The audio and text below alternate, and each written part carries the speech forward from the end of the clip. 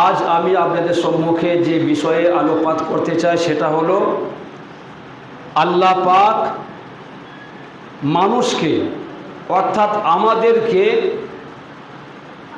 কোন জিনিস থেকে সৃষ্টি করেছেন এবং কিভাবে তিনি সৃষ্টি করেছেন এবং তিনি কেন সৃষ্টি করেছেন। আল্লাহ রাব্বুল আলামিন কোরআনে কারিমের মধ্যে ঘোষণা করেছেন, নাহনু খলাকনাকুম, আমি তোমাদেরকে সৃষ্টি করেছি। এটা আল্লাহ তাআলা নিজেই বলছেন। কারণ অনেক মানুষ আল্লাহকে অস্বীকার করে, তারা মনে করে যে আমার দুনিয়াতে আসার উৎস হচ্ছে আমার পিতা মাতা, আমার পিতা মাতা আমাকে জন্ম দিয়েছে তাই আমি দুনিয়াতে এসেছি। কিন্তু আল্লাহ পাক যে সৃষ্টি করেছেন এটা অনেকে অস্বীকার করে। সেই জন্য আল্লাহ তাআলা পরিষ্কার করে ঘোষণা করেছেন, নাহনু খলাকনাকুম, আমি তোমাদেরকে সৃষ্টি করেছি। ফালাউলা তুসাদ্দিকুন, তাহলে তোমরা কেন তা বিশ্বাস করছো না?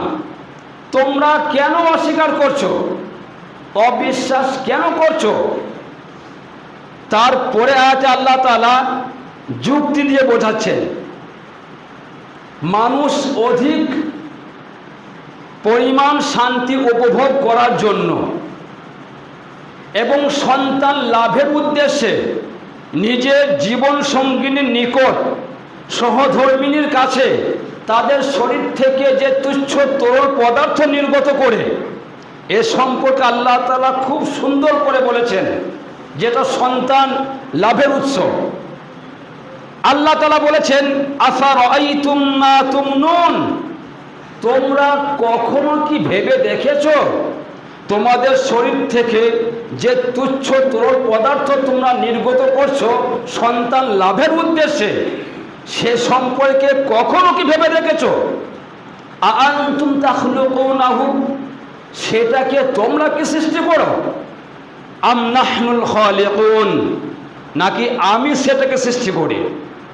আসলে সব কিছু আল্লাহ তাআলা সৃষ্টি করেন। অন্য জায়গায় আল্লাহ তাআলা এই বিষয়টিকে আরো সুন্দর করে বুঝিয়েছেন। তিনি বলেছেন, ফালইয়ানজুরিল ইনসানু মিম্মা খুলিক, মানুষের লক্ষ্য করা উচিত, মানুষ যেন চিন্তা ভাবনা করে দেখে যে তাকে কোন বস্তু দ্বারা সৃষ্টি করা হয়েছে। দেখুন, মানুষ দুনিয়ার আসবাবপত্র বিষয়ে মানুষ তার নিজের হাতে করা সম্পর্কে যা চিন্তা ভাবনা করে, তো নিজের বিষয় কিন্তু তেমন চিন্তা ভাবনা করে না। দৃষ্টান্ত স্বরূপ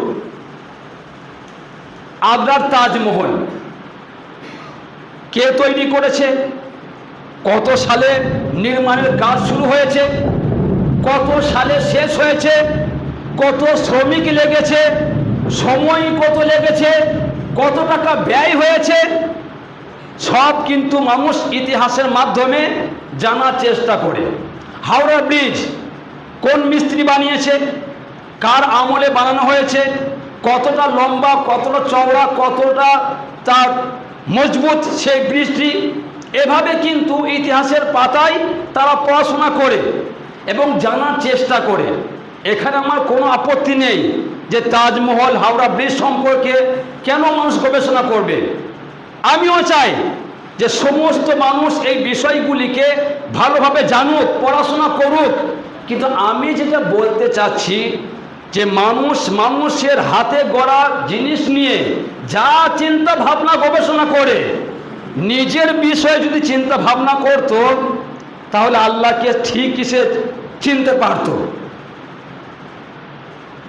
মানুষ কখনো নিজের বিষয়ে চিন্তা ভাবনা করে না যে আমাকে কে সৃষ্টি করেছে, আমাকে কোন জিনিস দিয়ে সৃষ্টি করা হয়েছে, কিভাবে আমাকে সৃষ্টি করা হয়েছে এবং আমার সৃষ্টির উদ্দেশ্য কি, এই নিয়ে কিন্তু অন্য জিনিস নিয়ে গবেষণা করে, কিন্তু নিজের বিষয়ে চিন্তা ভাবনা মোটেই করে না। তো আল্লাহ রাব্বুল আলামিন মানুষকে লক্ষ্য করে বলছেন, ফালইয়ানজুরিল ইনসানু খুলিক, মানুষের লক্ষ্য করা উচিত যে তাকে কোন জিনিস দিয়ে সৃজন করা হয়েছে বা সৃষ্টি করা হয়েছে। এরপরে আছে আল্লাহ তাআলা নিজেই বলে দিয়েছেন যে আমি তোমাদেরকে কোন জিনিস দিয়ে সৃষ্টি করেছি তোমরা শোনো।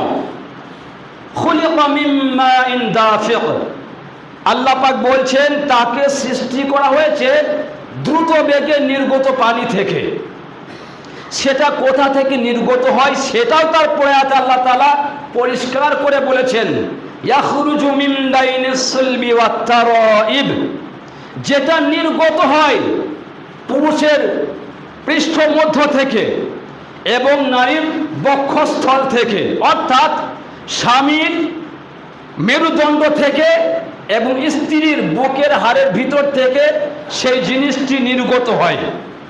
অন্য আয়াতে আল্লাহ তাআলা আরো সুন্দর করে পরিষ্কার করে বলেছেন, ইন্না খলাকনাল ইনসানা মিন নুতফাতিন আমশাজ, আমি তো মানুষকে সৃষ্টি করেছি সংমিশ্রিত শুক্রবিন্দু হতে, উভয়ের শুক্রবিন্দু থেকে আমি মানুষ সৃষ্টি করেছি। অন্য আয়াতে আল্লাহ তাআলা আরো সুন্দর করে বলছেন, আলাম নাখলুকুম মিন মাইন মাহিন, আমি কি তোমাদেরকে নগণ্য পানি থেকে, তুচ্ছ পানি থেকে কি সৃষ্টি করি নাই? ফাজআলনাহু ফি ক্বারারিম মাকিন, অতঃপর সেটাকে আমি স্থাপন করেছি এক নিরাপদ আধারে, অর্থাৎ গোপন জায়গায় আমি সেটাকে সুরক্ষিত রেখেছি। সেটাকে আমি স্থাপন কতদিন করে রেখেছিলাম? পরের আয়াত, ইলা কদারিম মালুম, এক নির্দিষ্ট কাল পর্যন্ত আমি সেটাকে গোপন জায়গায় স্থাপন করে রেখেছি। সেখান থেকে আমি মানুষ কিভাবে সৃষ্টি করি ভালো করে শোনো। আল্লাহ তাআলা অন্য আয়াতে বলছেন, সুম্মা খালাকনান নুতফাতা আলাকা, আল্লাহ পাক বলছেন পরে আমি শুক্রবিন্দুকে পরিণত করি রক্তপিণ্ডে, অর্থাৎ নাপাক জিনিসটাকে তিনি এক সময় রক্ত তৈরি করেন মায়ের পেটে। রক্ত তৈরি করার পর তিনি কি করেন? ফাখলাকনাল আলাকাতা মুদগা, এরপর ওই রক্তপিণ্ডকে আমি পরিণত করি গোশতপিণ্ডে, মাংসপিণ্ডে। রক্তটাকে জমাট করে ওটাকে আমি গোশতে পরিণত করি। গোশত তৈরি করার পর ফাখলাকনাল মুদগাতা ইযামা, এরপর গোশতপিণ্ডকে আমি পরিণত করি হাড় সমূহে, মানে গোশতটাকে আরো শক্ত করে আমি সেটাকে হাড্ডি বানাই মায়ের পেটে। হাড্ডি বানানোর পর তিনি কি করেন? ফাকাসাউনাল ইযামা লাহমা, আল্লাহ পাক বলছেন অতঃপর আমি হাড়গুলোকে ঢেকে দিই গোশত দ্বারা। তাহলে প্রথমে কি ছিল? প্রথমে সে ছিল তুচ্ছ তরল পদার্থ, সেটাকে আল্লাহ তাআলা কুদরতের সাহায্যে রক্ত তৈরি করলেন, রক্তটাকে গোশত বানালেন, গোশতটাকে আবার হাড্ডি বানালেন, এরপর হাড্ডিগুলোকে হাড়গুলোকে রগ চামড়া গোশত দিয়ে তিনি ঢেকে দিলেন, কভার করিয়ে দিলেন। তাই আল্লাহ তাআলা বলছেন সুম্মা আনশানাহু খালকান আখার, অবশেষে আমি তাকে গড়ে তুলি অন্য এক সৃষ্টি রূপে। ছিল নাপাক পানি, আর শেষে তৈরি হচ্ছে বিশ্বের শ্রেষ্ঠ প্রাণী। কতটা পরিবর্তন! ফাতাবারাকাল্লাহু আহসানুল খালিকিন, অতএব সর্বোত্তম স্রষ্টা আল্লাহ কত মহান, যিনি মানুষ সৃষ্টি করেছেন। মায়ের পেটে কিভাবে সৃষ্টি হচ্ছে মানুষ?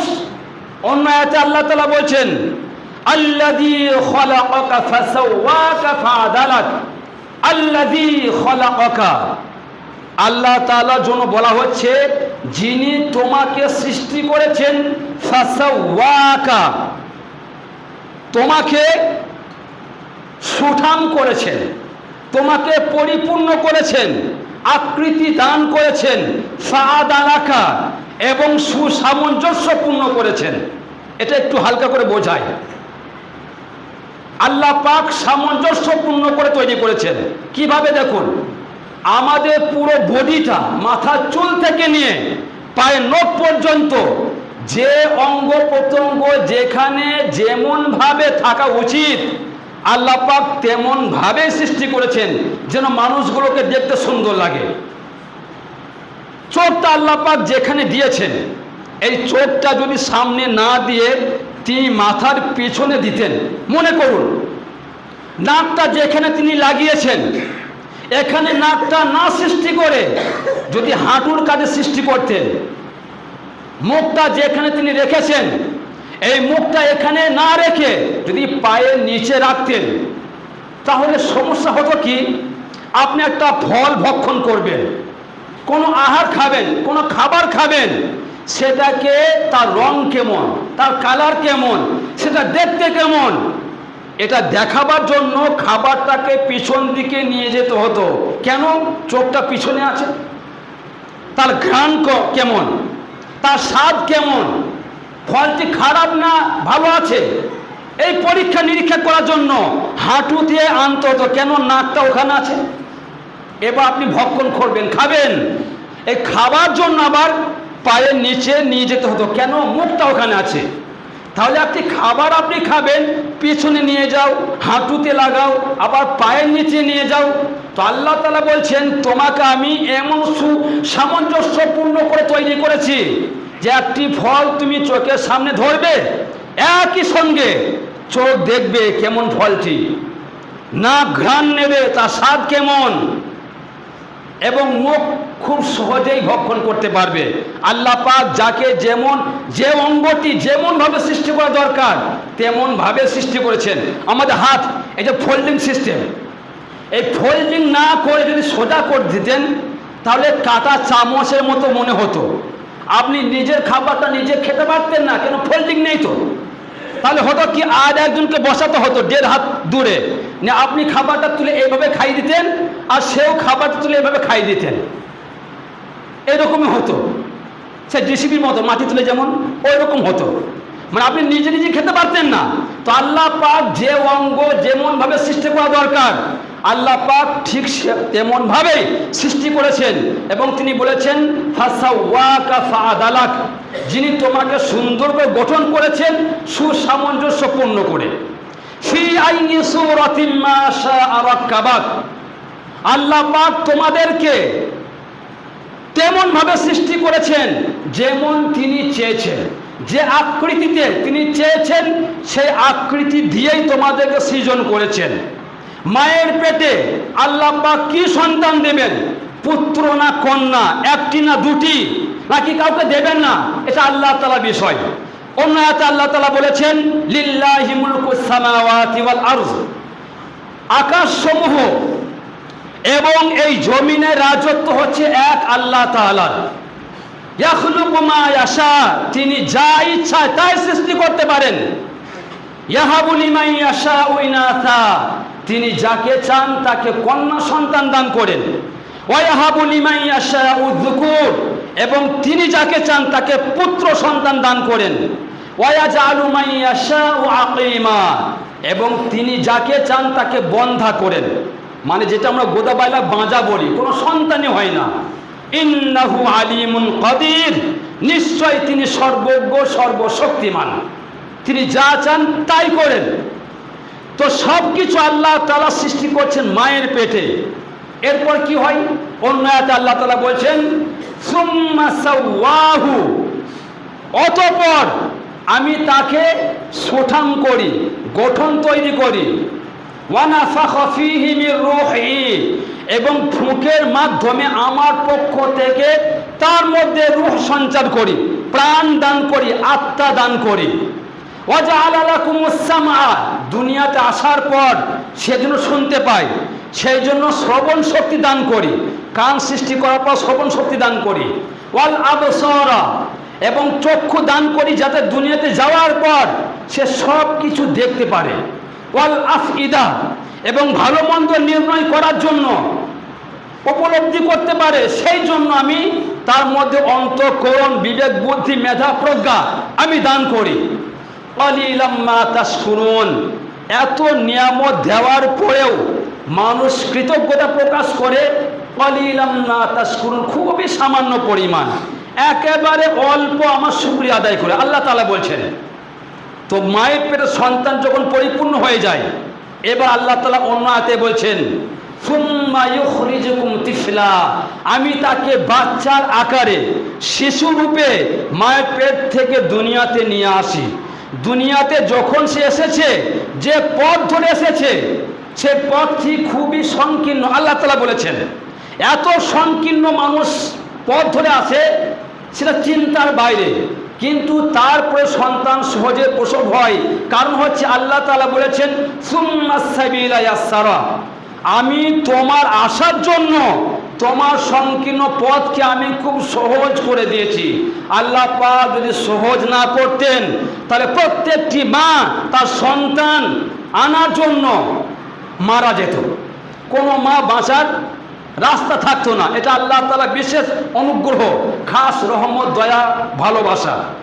দুনিয়াতে সন্তান যখন আসে, আল্লাহ তাআলা বলছেন ওয়াল্লাহু আখরাজাকুম মিন বুতুনি উম্মাহাতিকুম, আল্লাহ পাক তোমাদেরকে মায়ের পেট থেকে এমন অবস্থায় নিয়ে এসেছেন দুনিয়াতে, লা তা'লামুনা শাইআ, যখন তোমরা কিছুই জানতে না। আমরা কি জানতাম কোনটা পেশাব কোনটা শরবত? জন্মের পর জানতাম কে মা কে বাপ, কোনটা খাদ্য কোনটা অখাদ্য? আমাদের সাধারণ কোনো জ্ঞান ছিল না। কোনটা পায়খানা কোনটা কি আমরা মোটেই জানতাম না, কোনো জ্ঞান ছিল না। আল্লাহ তাআলা বলছেন লা তা'লামুনা শাইআ, তোমাদের কোনো জানা ছিল না, কোনো জ্ঞানই ছিল না। অন্য আয়াতে আল্লাহ তাআলা বলছেন যে মানুষ যখন দুনিয়াতে আসে, তো আসার সময় সে এত দুর্বল থাকে। আল্লাহুল্লাযী খালাকাকুম মিন যুফিন, আল্লাহ তাআলা বলছেন যে আল্লাহ তাআলা তিনি নিজেই বলছেন যে আল্লাহ তাআলা তোমাদেরকে এত দুর্বল করে সৃষ্টি করেছেন। দেখুন, মানুষ যখন জন্মগ্রহণ করে প্রথমে বসতে পারে না, দাঁড়াতে পারে না, হামাগুড়ি দিতে পারে না। আস্তে আস্তে বসা শেখে, আস্তে আস্তে হামাগুড়ি, তার কিছুদিন পর দাঁড়ানো, হাঁটা, ছোটা, বিশ্বের সেরা প্লেয়ার হয়ে যায়, ফুটবল খেলে বেড়ায়, হাডুডু খেলে বেড়ায়। তো আল্লাহ তাআলা বলছেন সুম্মা জাআলা মিন বাদি যুফিন কুওয়া, এরপর আল্লাহ তাআলা তোমাদেরকে ধীরে ধীরে শক্তি দান করেন। যত বয়স বাড়ে, 5 থেকে 10 বছর যখন হয় শক্তি একটু বাড়ে, 10 থেকে 15 যখন হয় আরও একটু বাড়ে, 15 থেকে 20 যখন হয় আরও একটু বাড়ে। এইভাবে যখন 40 হয়ে যায় তখন বেড়ে যায়। 40-এর পর থেকে নিয়ে এবার যত বয়স হবে, আল্লাহ তাআলা বলছেন সুম্মা জাআলা মিন বাদি কুওয়াতিন যুফা, এবার কিন্তু 40-এর পর থেকে নিয়ে যত দিন যাবে ধীরে ধীরে শক্তি কিন্তু কমে আসবে। 50 যখন হবে আপনি খুব বেশি ছুটতে পারবেন না, 60 যখন হবে খুব বেশি হয়তো ব্যায়াম করতে পারবেন না, ক্রিকেট খেলতে পারবেন না, 70 যখন হবে ঠিক মতো চলাফেরা করতে পারবেন না, 80 যখন হবে আপনাকে লাঠি ধরে চলতে হবে, 90 যখন হবে হাঁটা পুরো বন্ধ হয়ে যাবে, যখন 100 হয়ে যাবে আপনি বসতেও পারবেন না, ওই বিছানাতে শুয়ে থাকবেন, সে বাচ্চা শিশুর মতো। তাহলে একদিকে দুর্বল থেকে শক্তি যেমন আল্লাহ পাক দান করেন, আবার শক্তি থেকে দুর্বল ধীরে ধীরে তিনি করতে থাকেন। তো আল্লাহ তাআলা আমাদেরকে যে সব কিছু সৃষ্টি করেছেন, হায়াত আর মউত, এটা একমাত্র পরীক্ষা করার জন্যই। আল্লাহ তাআলা অন্য আয়াতে বলেছেন আমা খালাকাতুল জিন্না ওয়াল ইনসা ইল্লা লিয়াবুদুন, আমি মানব সম্প্রদায়কে এবং জিন জাতিকে সৃষ্টি করেছি শুধুমাত্র কেবলমাত্র আমার ইবাদত করার জন্য। হায়াত আর মউত আল্লাহ পাক দিয়েছেন লিয়াবলুয়াকুম, পরীক্ষা করার জন্য। আমরা যেন সেই পরীক্ষায় উত্তীর্ণ হতে পারি, পাস করতে পারি। প্রত্যেকটা নেক কাজ যেন আমরা আল্লাহ তাআলার সন্তুষ্টি লাভের উদ্দেশ্যে করতে পারি। আল্লাহ রাব্বুল আলামিন আমাদের সকলকেই যেন ঠিকমতো আমল করা তৌফিক নসিব করুন। আমিন। ওয়া আখিরু দাওয়ানা আনিল হামদুলিল্লাহি রাব্বিল আলামিন।